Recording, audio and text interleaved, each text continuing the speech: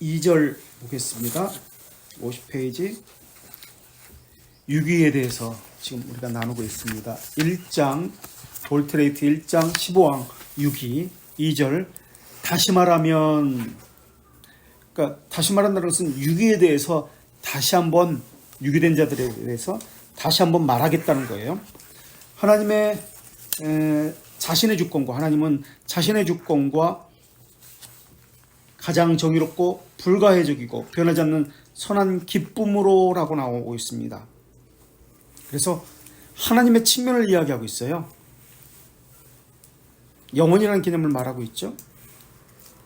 이것과 대지적으로, 그러니까 선한 기쁨이 영원이라는 개념이에요. 하나님의 측면이라는 개념이고, 또 밑줄 친 거 밑에 대조적이죠. 이것은 사람의 측면이다. 자발적으로 인간의 측면을 말하고 있습니다. 이것은 영원과 대조적으로 시간이라는 개념을 이야기하고 있어요. 이 두 관계는 대등의 관계가 아닙니다. 사람들은 대등의 관계로 이해하기 때문에 모순이다, 갈등이다 라고 이야기합니다. 수평의 관계가 아니에요. 종속의 관계고 포함의 관계입니다. 대등의 관계로 보기 때문에 모순과 충돌이 납니다. 그래서 우리 측면에서 늘 하나님을 생각해요. 이것이 아르미니스주의자들의 사상입니다. 하나님의 측면에서 볼 수 있어야 되는데 그렇지 않습니다.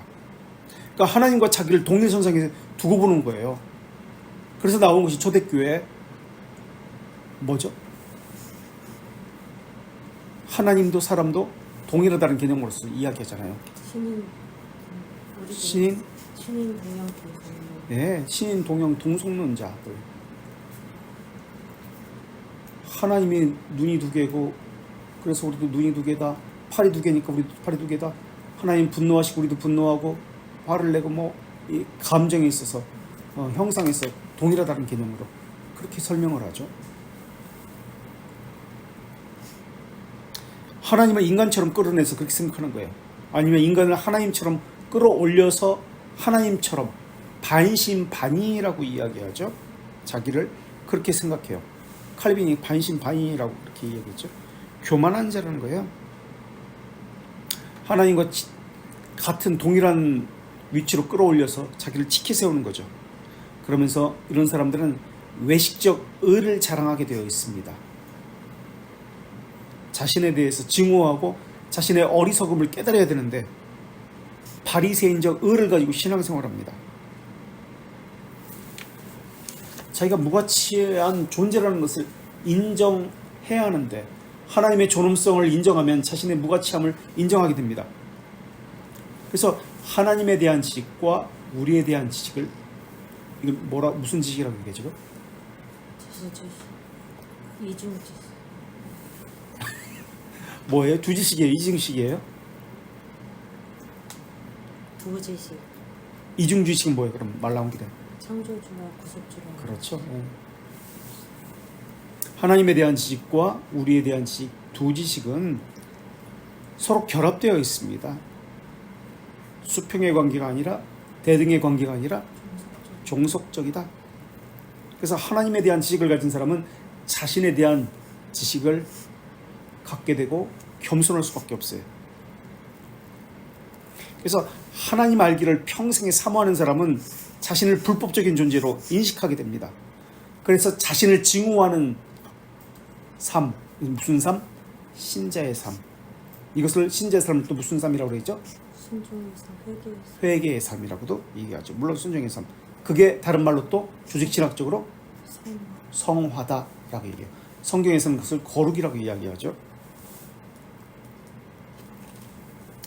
그래서 타락 후 자연적 상태의 인간의 그 본성에 대해서 네 가지 형태로 이야기하잖아요. 네 가지 형태 기억나세요? 인간의 네 가지 본성. 죄를 죄를 짓지 않을 수 있는 창조 전. 천천히. 창조 전. 아니 창조 전이란다. 창조 후. 죄 짓기 전. 죄를 지을 수 있는 상태. 지를 수 있는 상태에. 그 다음 죄를 타락 후 죄를 지을 수 있는 죄를 지을 수 밖에 없는 상태. 그 다음 중생한 후 죄를 안을 수 있는 상태. 영화의 상태. 죄를 없는 상태. 예. 이렇게 네 가지 사람의 네 가지 본성으로 이렇게 나누죠. 그래서 중생하기 전에는 죄를 지을 수밖에 없는 상태예요. 선생님 죄송한데 저 1번밖에 못 찍었어요. 2번 두 가지. 금방으로 타락 전 타락 죄를 지을 수 없. 타락 전은 죄를 지을 수 타락 후 없는. 죄를 지을 수밖에 없는 죄를 지을 수 죄밖에 못 짓는다는 거예요. 중생은 짓지 않을 수 있는 상태, 않을 수도 있는 상태예요. 죄를 짓지 않을 수 있는 상태. 중생은 죄를 짓지 않을 수 있는 상태. 영화는 영화의 상태는 죄를 지을 수 없는 상태입니다. 이 네 가지 인간의 본성에 대해서, 상태에 대해서 이야기합니다. 죄를 다 똑같은 말 같아요. 네. 자 우리가 녹음하니까 네, 다시 필요하시면 들어볼게요. 다시 한번 네. 들어보시고요. 네. 그래서 내면의 자만에 빠져서 타락 이후에 스스로 올바르다 생각합니다. 스스로 지혜롭다 생각합니다. 자기를 의롭다 생각하고 자기를 거룩하다 생각하는 거예요. 그래서 교회를 돌아다니면서 여기저기 기웃거리면서 여기는 이것이 마음에 안 들고 저것이 마음에 안 들고 자기는 옳다는 것을 늘 염두에 두고 자기 기준에서 보는 거예요. 그럴 능력 자체가 없어요. 교만의 독소만 내품고 다니는 겁니다. 그러면서 평생 자기 교회도 없이 떠돌아다녀요. 교회가 뭔지도 몰라요. 교회와 언약했다는 것도 무엇인지 몰라요. 그 말은 예수 그리스도와 접붙이지 않았다는 얘기고요. 중생짓 못했다는 이야기예요. 그러니까 교회를 다니는 것은 정보를 얻으려고 다니는 거예요. 지식을 얻으려고 여기저기 다니는 거예요. 자기 호기심에 끌려가지고. 선한 기쁨이라는 말의 의미는 하나님의 칭명이라고 그랬잖아요. 사람의 행위나 조건에 의존하지 않는다는 말이기도 합니다. 속내도 마찬가지예요. 사람의 조건에 의존하지 않습니다. 속내도 마찬가지예요. 사람의 행위에 의존하지 않습니다. 속내도 마찬가지예요. 우리 신앙고백서 27장 3항 204쪽 한번 보실래요? 27장 3항 204쪽 올바로 사용된 성례들 가운데 204쪽 3항 올바로 사용된 성례들 가운데 또는 그것들에 의해 드러나는 은혜는 그것들 안에 있는 어떤 힘으로 베풀어지는 것이 아니 그것들에 어떤 힘으로 베풀어지는 것이 아니래요.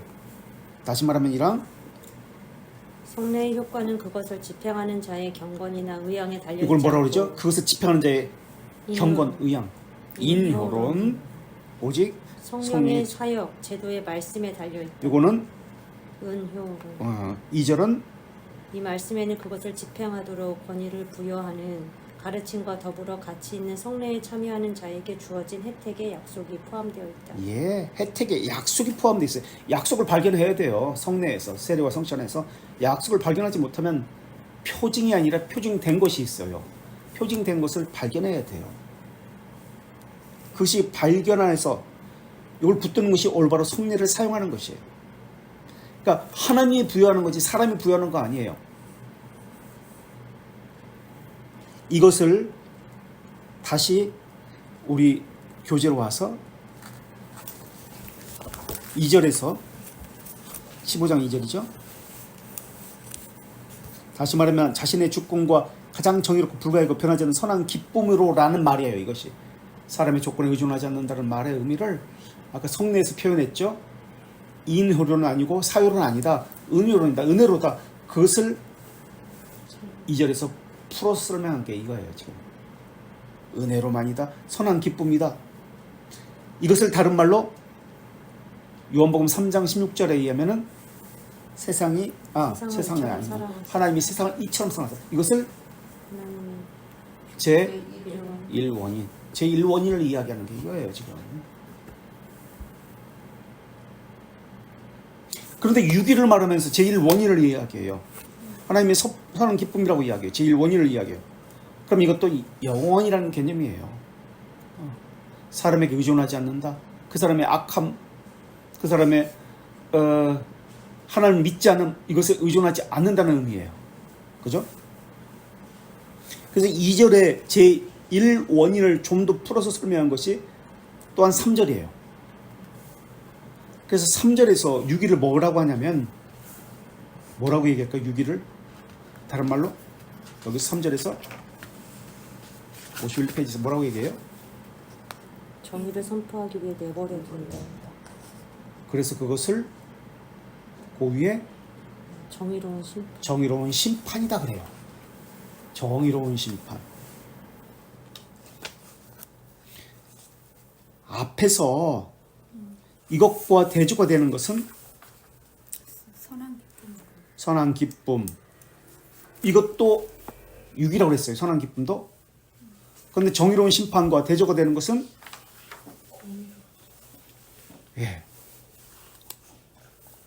하나님의 공의로운 심판을 이야기하죠. 하나님의 자비로움이라고도 얘기해요. 그래서 하나님의 자비로움과 하나님의 정의 또는 사랑과 정의 또는 공의와 정의 양면성을 이야기합니다.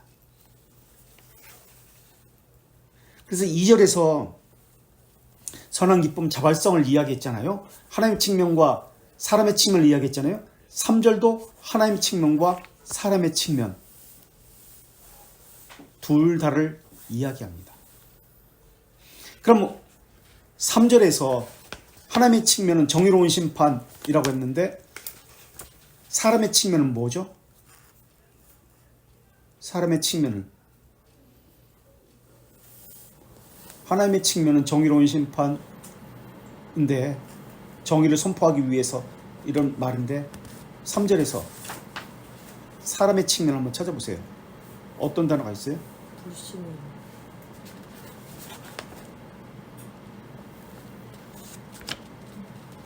그들의 불신함 또요. 모든 죄, 네? 범한 다른 모든 죄, 다른 그들이 범하는 거. 네, 또요. 위에서부터 해야 안 날까요? 꼭 밑에서부터 해야 되네. 3절. 자신들의 길을 따르는. 자신들의 길을 따르도록. 자신들이 자기가 가는 길을 자기가 따른 거예요.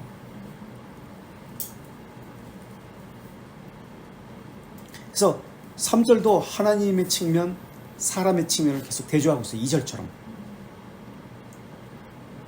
이러한 것을 유기의 작정이라고 이야기합니다. 4절에서. 선택의 작정이 있는 반면에 유기의 작정도 있습니다. 유기의 작정을 2절에서는 지금 선한 기쁨이라는 단어로 표현하고 있습니다. 그래서 영원한 작정, 영원한 선택이라는 개념입니다. 그래서 개혁신앙에서는 영혼과 시간을 잘 이해할 수 있어야 돼요. 그러니까 하나님의 측면과 사람의 측면을 바르게 알아야 합니다. 그러나 아르미니안주의자들은 하나님과 영혼이라는 측면이 없어요. 그런 개념이 없어요. 모두 사람이란 측면에서만 이해하고 해석을 합니다. 사람의 측면에서 하나님을 보는 거예요. 그러다 보니까 사람처럼 또는 인간을 하나님처럼 이단들은 다 그렇게 봐요. 하나님의 측면을 사람 측면에서 이해하려고 해요. 해설하려고 해요. 그러다 보니까 이해가 안 되면 빼거나 더합니다. 사람 측면에서 설명하다 보니까. 철학자들에게는 하나님의 측면이라는 말이 없어요. 영혼이라는 단어를 쓰긴 하지만 철학도 영혼이라는 개념은 자기란 뜻으로 해석을 합니다. 내가 인식한다는 개념, 내가 존재한다는 개념에서 영혼이라는 단어를 철학에서는 설명을 합니다. 그래서 인과관계로 설명을 해요. 인과관계는 해석이란 시간이라는 개념이잖아요. 그게 철학자들의 관점이에요. 그래서 실험과 경험을 통해서 진리를 이야기합니다. 이게 과학이고 철학이에요. 영혼이라는 말은 사람에게 존재하지 않는다는 뜻이에요. 하나님에게는 영혼이라는 개념은 현재라는 의미입니다. 현재. 그럼 이렇게 질문해 볼게요. 하나님은, 아니, 예수 그리스도는 하나님이 아닌 적이 있었습니까? 예수 그리스도가 하나님이 아닌 적이 없었습니까? 없었어요. 죽어서, 그러니까 십자가에서 죽으셔서 음부에 계실 때도 하나님이 아닌 적이 없었습니까? 하나님이셨습니까? 그럼 네. 음부에 계실 때도 하나님이셨습니까? 하나님 아닌 적이 없어요? 예수 그리스도는? 없었습니다. 왜요? 그리스도의 두 본성은 분리되고 그거 말고 그렇게까지 가지 말고 아직 그거 우리 아, 지금 요구하는 대로 영원이니까 영원이니까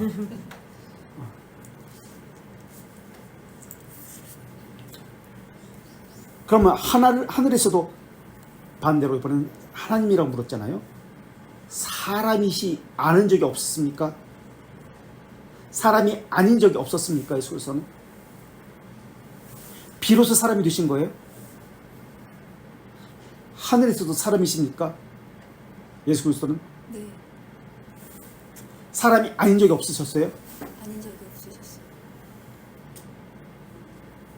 왕 대답 좀 해주세요.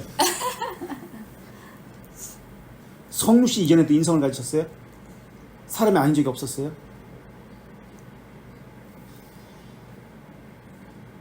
성육신 이전에. 성육신 이후에 하늘에서도 사람이라고 그랬잖아요. 네. 그럼 성육신 이전에는 이전도 그러면 아까 영혼이란 개념에서는 사람. 현재라는 개념이니까. 그렇죠? 항상 영원. 항상 영혼, 항상 현재자. 영혼이라는 개념은 현재라는 개념이니까. 신성과 인성, 하늘에서도 땅에서도 함께 늘 현재니까 가지고 있습니다. 신성과 인성은 칼케돈 신조에서 아침에도 했습니다. 혼합, 변화, 분리, 분할하지 않습니다. 정확히는 변화가 먼저죠. 아니, 뭐 상관없어요. 숫자야. 뭐가 변하고. 변화, 혼합, 분리, 분할하지 않습니다. 이것을 위격적 연합이라고 합니다. 분리시켜도 안 되고, 분할, 여기서 뭐가 나왔다. 이것도 안 되고, 이것을 혼합해도 안 되고, 변화되었다고 해도 안 돼요. 한 인격 안에 하나로 결합되어 있다는 의미입니다. 영원에서 이루어졌다는 말을 다른 말로 무상이라는 개념으로도 사용합니다.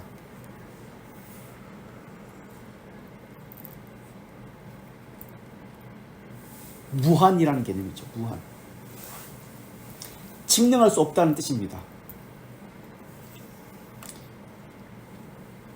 1장 우리 18항 볼게요. 돌테이트 52페이지 그 다음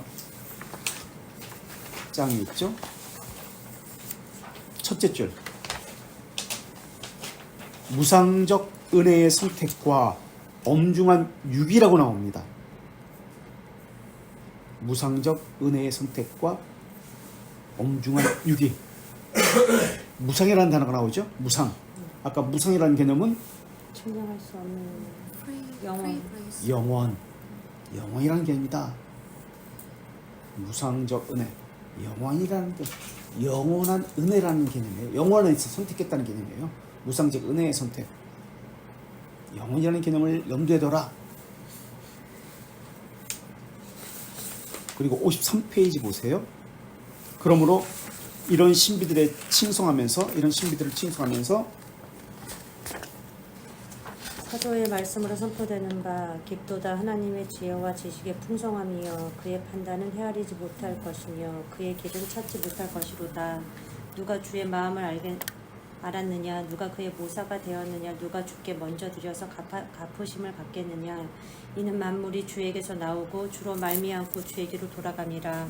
그에게 영광이 세세 있을지어다. 아멘. 이게 무엇을 설명할까요? 한 단어로? 영원, 예, 또 무상적 은혜, 무상. 무한, 측량할 수 예, 예, 무한 칭찬하셨다. 근데 영어로 풀이라는 단어를 썼어요. 그죠?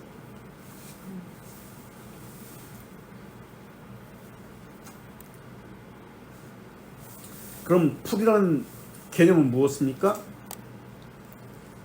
무상이라는 개념인데 무상인데 풀이라는 것은 증명할 수 없다. 그렇죠. 그 개념이에요. 공짜라는 개념이 아니에요. 사람들은 공짜로 받았다. 믿음을 공짜로 받았다. 은혜로를 공짜로라고 생각해요. 공짜로 받았다. 선물을. 이런 식으로 생각해요. 아니요. 선물이라는 개념은 그런 개념이 아니에요. 증명할 수 없다는 개념이에요. 영원이라는 개념이에요. 무한이라는 개념이에요. 그래서 하나님은 선택한 자는 선택에 적합한 자로 만들어 가세요. 그러나 유기된 자들은 어떻게 하신다? 내버려 두신다. 2양에 우리 교재로 와서 50페이지에 그냥 내버려 두신다라는 말이죠. 유기는 패스 바이라는 단어 써요. 패스합니다. 빗나갔다 간과하다는 뜻이거든요. 패스가 지금 여기 영어로 보세요. 패스 바이라는 단어 쓰죠. 지나친다. 창세기 18장에 보면 패스 오버 지나친다는 개념 단어 써요. 우리 창세기 18장 13절 한번 찾아보실래요? 18장 13절에 지나가다 패스 오버 패스라는 단어가 나와요. 패스 바이 18장 3절 이르되 내 주여 내가 주께 은혜를 입었사오면 원하건대 종을 떠나 지나가지 마옵시고 지나가지 마옵시고 지나가다 라고 번역되어 있죠. 패스 바이 빗나가다 간과하다 오버룩. 우리 잠언 9장 15절도 마찬가지. 한번 보세요. 9장 15절 잠언.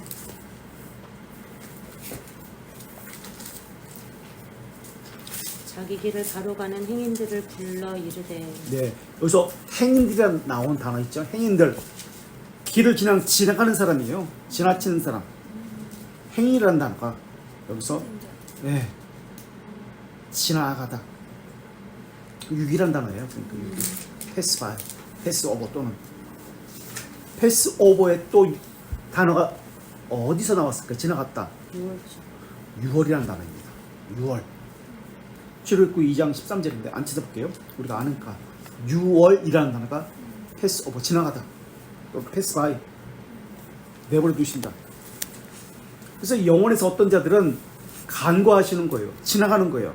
지나친다는 거예요. 지나친다, 지나가다. 이게 6이라는 뜻입니다. 이것은 하나님의 독단적 횡포란 뜻이 아니에요. 사람이 이해할 수 있는 무한이라는 개념, 영원이라는 개념이에요. 그래서 돌트레이트 1장 5, 6, 8을 보실래요? 57페이지 5, 6, 8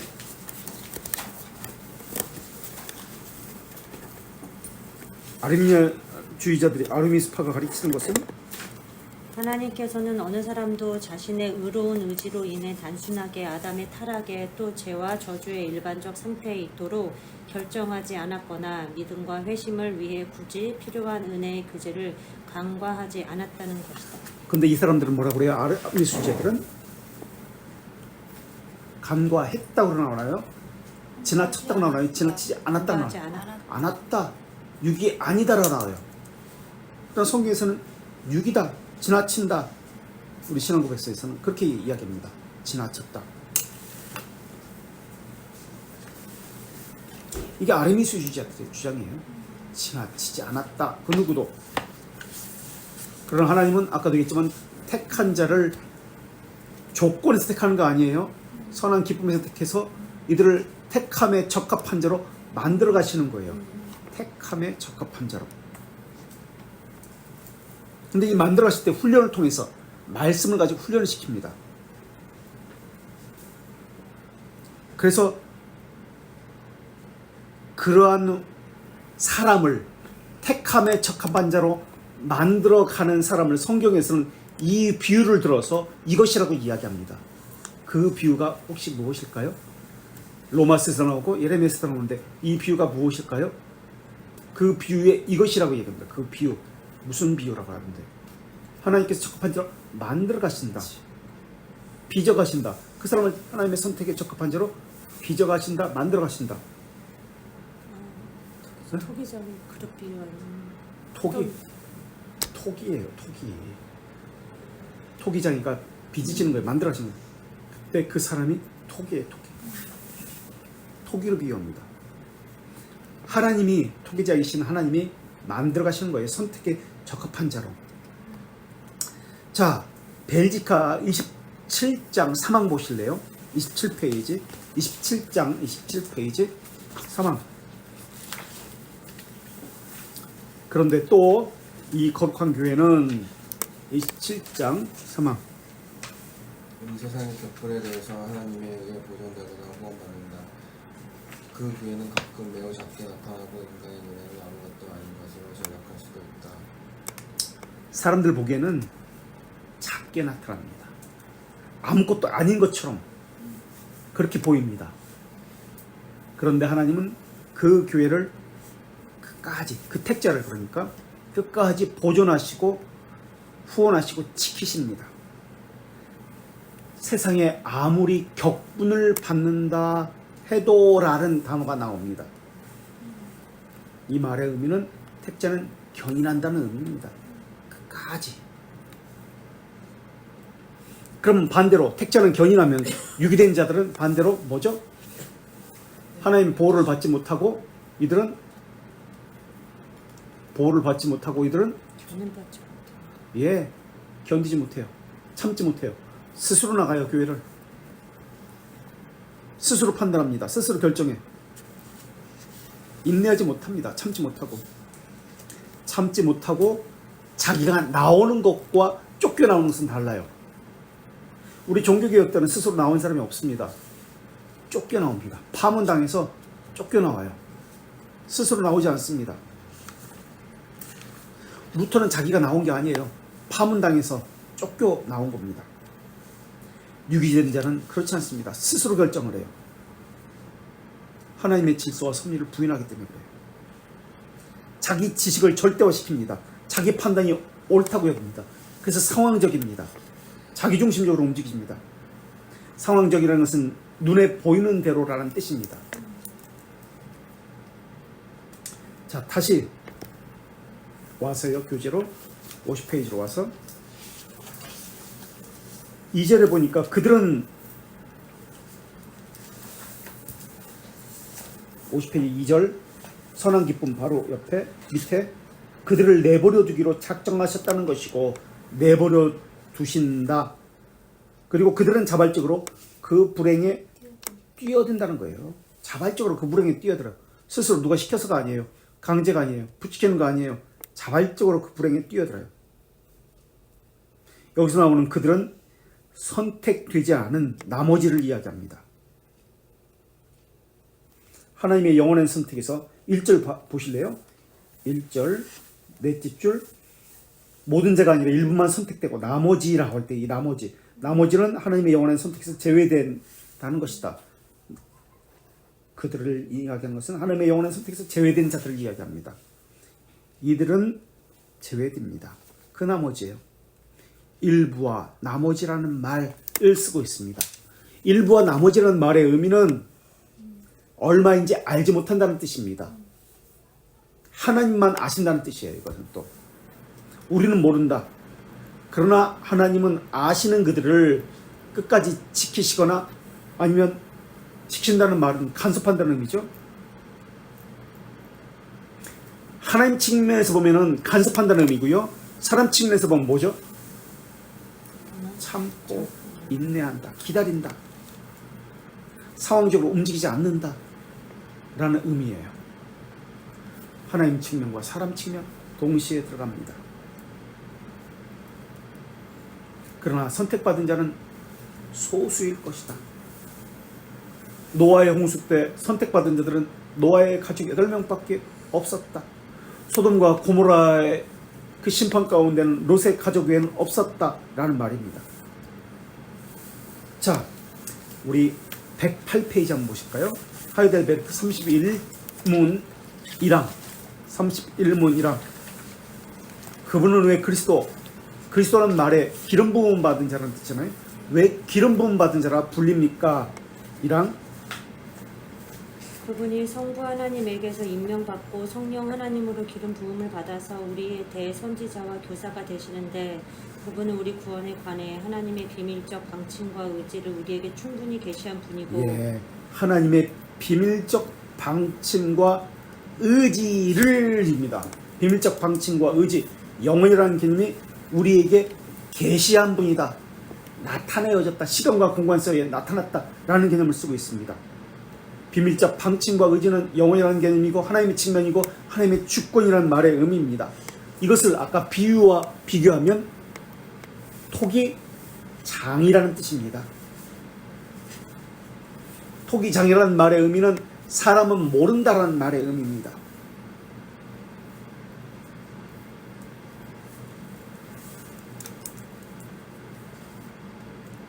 하나님은 하나님의 자녀를 교회로 모으셔서 보호하십니다. 교회로 불러내십니다. 하나님의 자녀는 반드시 참된 교회로. 무엇으로 자기 백성을 보호하십니까? 우리 계속해서 하이델베르크 학과 31문 사망 108페이지 사망을 보실래요? 그리고 영원한 왕이 되시는데 말씀과 성령으로 우리를 지배하고 그분이 우리를 위해 구입한 구원 안에서 우리를 변호하고 보존하는 분이기 때문에 무엇과 무엇으로 그분이 우리를 지배하고 보호하신다고요? 말씀과 성령. 예, 말씀과 성령이에요. 하나님의 자녀는 말씀과 성령이 있는 곳인 교회로 오게 되어 있습니다. 교회 머리이신 그리스도께서 그에게 접붙여진 자는 말씀과 성령으로 변호하고 보호하신다. 그러면서 하나님은 그들을 택자로 만들어 가신다. 빚어 가신다. 훈련시킨다. 토기장이가 토기를 무엇과 무엇으로 빚으신다, 만드신다, 훈련시킨다. 택합에 적합한 자로 무엇으로 만들어 가신다? 말씀과 성령으로 이 얘기하는 거예요. 선택에 적합한 자로 빚어 가시는데 말씀과 성령으로 빚어 가십니다. 이것 또한 하나님의 주권적 선한 기쁨입니다. 우리 돌트레이트 1장 10장으로 와보실래요? 48페이지 제목 보세요. 제목 선택의 근거인 하나님의 선한 기쁨. 여기도 선한 기쁨이 나와요. 선택의 근거가 있다. 그게 뭐냐? 하나님의 선한 기쁨이다. 은혜의 유일한 이유가 있습니다. 은혜 받는다는 것에 유일한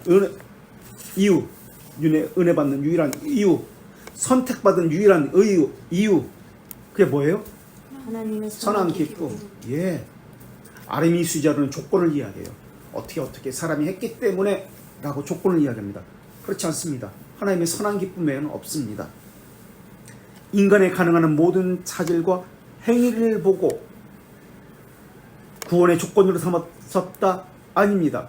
은혜의 조건으로 삼으셨다? 아닙니다. 죄인들 가운데서 아무나 그냥 택하는 거예요. 그래서 이것을 무슨 영어로 셀렉트가 아니라 일렉이다. 일렉. 조건을 보지 않는 거.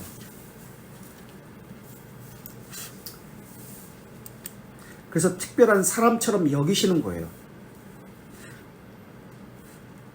자, 그래서 양자 삼아 주시는 거예요. 그럼 하나님의 그 아들이라고 하는 것과 우리를 자녀라고 아들이라고 하는 것과 어떤 차이가 있어요?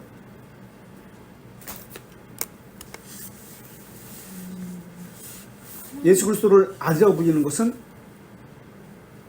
독생자. 네, 독생자를 아들이라고 불렀잖아요. 독생자, 내 아들이다. 아들이 하나밖에 없다는 뜻인가요? 아니 유일한 아들이라는 뜻이. 그러니까 유일한 아들이 독생자인데 그러니까 둘이 아니잖아요. 딸도 저희를 자녀라고 하는 이유? 아니, 예수 그리스도를 유일한 아들이라고 하는 이유, 네. 독생자라고 하는 이유가 어떤 의미에서 아들이라고 불러요? 영원하시도록. 영원한 의미에서 아들이라고 부른다? 물론 맞죠. 그게 독생자라는 뜻이니까.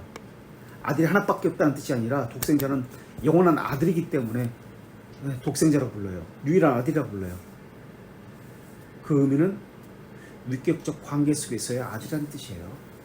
위격적 관계 속에서.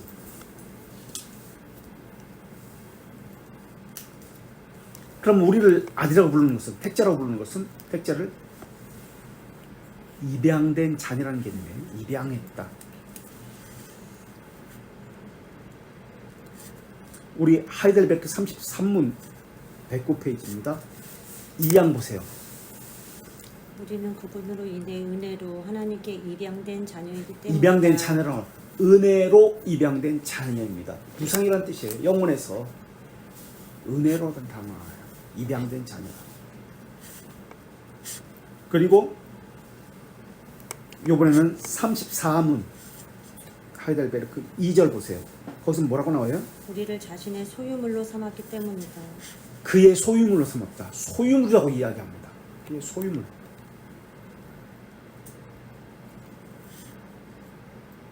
인간적 측면에서 보면은 자랑이 나올 수밖에 없어요. 비교가 나올 수밖에 없어요. 공로, 자랑, 가치, 조건, 누구를 더 선호하고 이런 것이 나올 수밖에 없어요. 그러나 하나님의 측면에서 선택을 말하고 있기 때문에, 은혜를 말하고 있기 때문에 이런 자랑, 비교, 조건이 나올 수가 없습니다. 공로 이런 것이 나올 수가 없어요. 하나님이 행하시는 구원은 조건이 아니기 때문에 하나님의 선한 기쁨만 의존하기 때문에 그렇습니다. 그러나 아르미스주의자들은 사람의 측면에서 이야기하기 때문에 조건 자랑이 나올 수밖에 없습니다. 공로를 이야기할 수밖에 없습니다. 조건을 가지고 선택을 이야기하고 공로를 가지고 조건 때문에 유기를 이야기합니다. 그래서 공독사상이라든지 이런 것이 나올 수밖에 없어요. 그들은 당연히. 자, 돌트레이트 다시 9로 가볼까요? 58페이지 돌트레이트 1 569 아르미스주의자들이 뭐라고 주장하는지 한번 볼게요. 밑줄 친 것 58페이지 569 더 가치 있다. 그들이 더 가치가 있기 때문이다라고 얘기합니다. 더 가치가 있기 때문에 하나님은 은혜를 주시는 거예요. 아이들이 복받을 만한 짓을 했기 때문에 은혜를 주시는 거예요. 가치가 있는 자들이기 때문에. 그리고 565 56페이지 2양 보세요. 565 2양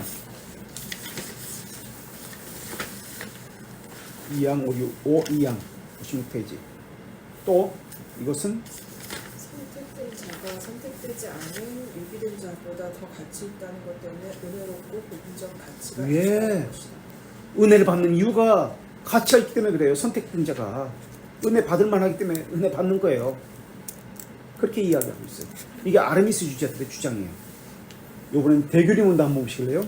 13문 3항 220쪽 13문 대교리문다 3항 220쪽 3항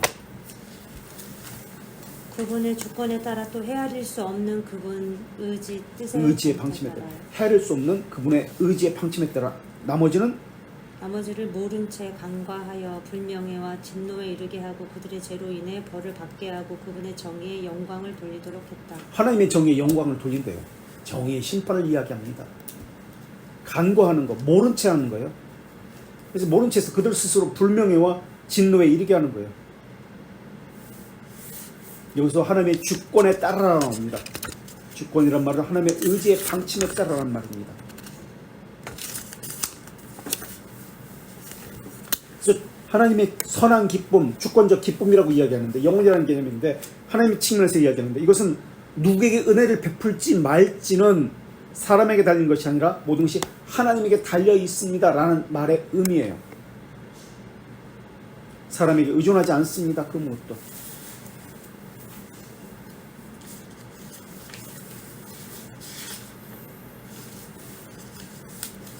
그래서 사람의 시각에서 하나님의 뜻을 해석하면 안 됩니다.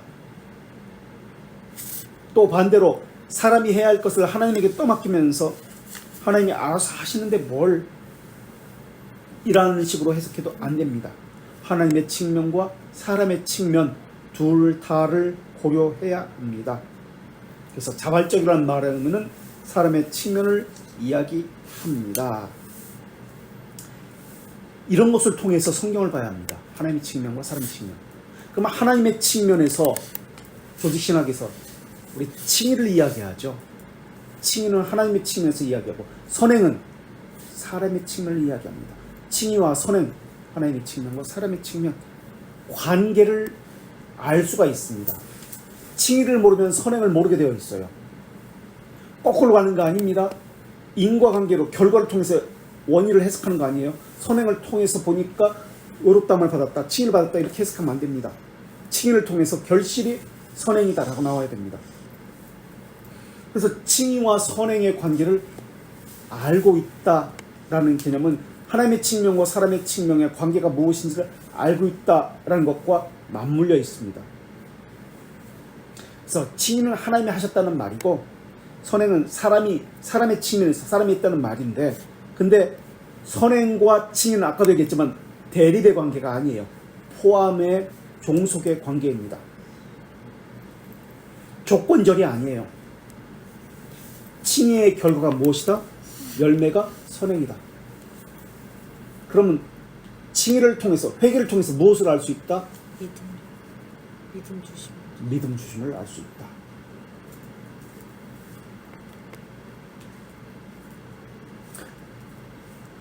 선행의 정의가 참, 우리 91문 하이델베르크 보실래요? 132페이지. 선행을 뭐라고 정의하는지 보면은 제가 지금 설명했던 것이 어떤 개념인지 알아요. 칭의와 선행의 개념. 132페이지. 선행은 무엇입니까? 참된 믿음에서 나오는 것들만 하나님의 율법과 와? 그분의 영광에 따라 수행하는 것이고. 예, 보십시오. 1항이 선행의 정의가 참된 믿음에서 나오는 것이라고 나옵니다. 참된 믿음은 또 뭔지를 또 찾아볼게요. 참된 믿음에서 나오는 것이로 하나님의 율법과 하나님의 영광에 따라 수행하는 것입니다. 자기 멋대로 이것이 선행이다라고 하지 않아요. 참된 믿음에서 나오는 것만이 선행인데 하나님의 율법과 영광에 따라서 수행하는 것. 사람이 상상해서 고안해낸 거 아니에요. 사람이 만든 제도에서 나오는 거 아니에요. 선행은. 그리고 2절 우리의 상상이나 인간의 제도에 기초한 것과 같은 것이 아니다. 아니다라고 그래요. 그럼 참된 믿음이 뭔지 한번 볼까요? 참된 믿음이 뭘까요? 혹시 찾아보기 전에 올바른 믿음과 참된 믿음이 있습니다. 올바른 믿음, 헛된 믿음과 거짓된 믿음을 대조하기 위해서 만들었습니다. 나온 겁니다. 올바른 믿음 뭐고 참된 믿음은 무엇일까요? 참된 믿음 찾아봅시다. 올바른 믿음은 아까도 얘기했지만 하나님께서 부어주시는 믿음입니다. 참된 믿음은 벨지카 24장 1항 보세요. 22페이지.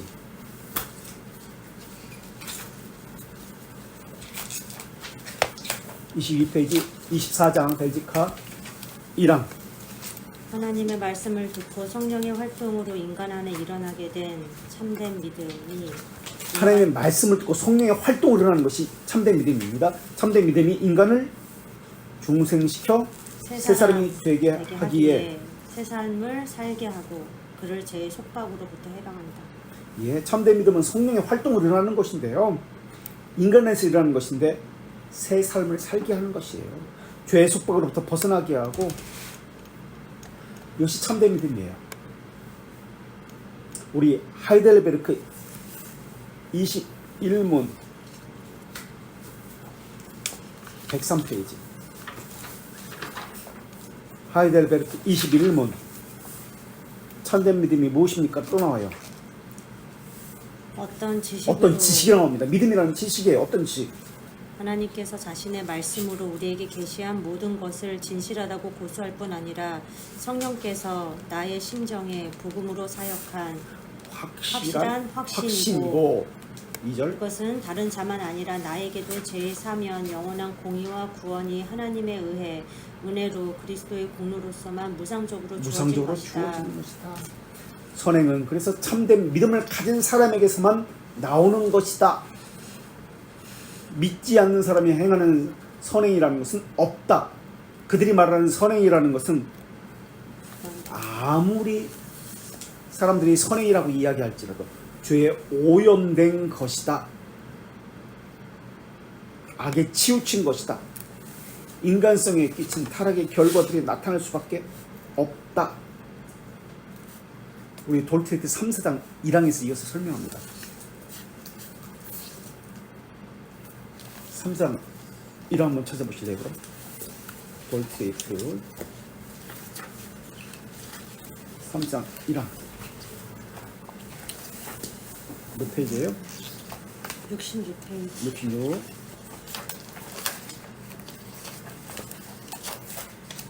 인간은 기원적으로 하나님의 형상을 따라 만들어졌다. 그의 처음에는 그랬습니다. 근데 이양 하지만 마귀의 성동을 받아 하나님께 반항했고 자신의 자유의지를 남용하여 탁월한 그래서 은사들을 상실하고 말았다. 은사 상실했고 하나님의 형상을 상실했고 그는 눈먼 마음과 소름 끼치는 어두움, 헛되고 왜곡된 판단을 수반하게 왜곡된 판단을 되었고 수단하고 심정과 심정과 의지에 사악하고 무관적이고 외고직적이 되었고 그의 애정은 불결하고 말았다. 그래서 무엇을 했든지 마찬가지예요.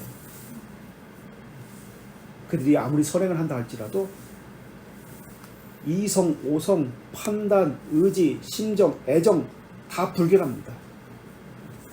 그래서 선행이라 하는 것에도 죄성이 묻어 있습니다.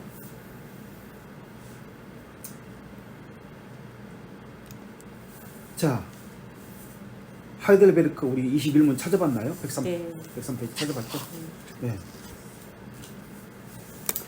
자, 하나님이 창조자시다, 주권자시다, 우리는 피조물이다라는 것을 잊으면 안 됩니다. 이것을 잊어버리면 성경을 바르게 해석할 수가 없어요. 하나님을 피조물로 생각해서는 안 돼요. 하나님께서 알려주지 않으면 우리는 알 수가 없다라는 것이 늘 전제가 되어야 돼요. 사람이 할 수 있는 것은 추측, 가정, 예정, 추정과 같은 것밖에 없어요. 하나님께서 알려주지 않는다면 추정, 예상, 가정, 추측, 상상력을 발휘하는 것 외에는 없어요. 그래서 성경에만 우리는 늘 근거해야 돼요. 근데 성경에 근거하지 않고 만들어내는 거예요. 하나님은 이럴 것이다 라고 만들어냅니다. 하나님께서 알려주시는 것에만 의존해야 합니다. 하나님께서 기뻐하시는 뜻대로, 하나님의 기뻐하시는 뜻대로라는 말의 의미는 하나님이 알려주지 않으면 우리는 모른다는 말의 의미입니다. 그래서 알려주는 것에만 의존해야 한다는 말의 의미입니다. 하나님의 선한 기쁨이란 말의 의미는, 그러니까 아무도 하나님에게 조언자가 될 수 없습니다. 하나님에게 알려주는 지식의 전달자도 아무도 될 수 없습니다. 알려주는 자가 있다, 조언자가 된다 라는 말의 의미는 하나님의 지식이 부족하다, 하나님의 판단력이 부족하다, 하나님을 알지 못한다는 뜻이 되기 때문에 그렇습니다. 우리가 기도로 하늘 보좌를 움직인다, 하나님의 뜻을 바꾼다 라는 말은 선한 기쁨이라는 이 단어만 보더라도 다 거짓이구나 라는 것을 알 수가 있습니다. 그들의 주장은 누구들의 주장? 어떤 사람의 주장이다? 아레미스 주자의 주장이다. 왜냐하면 그들은 조건, 사람에게 의존하는 그것을 주장하기 때문에 그렇습니다. 여기까지 혹시 질문사항 있으신가요?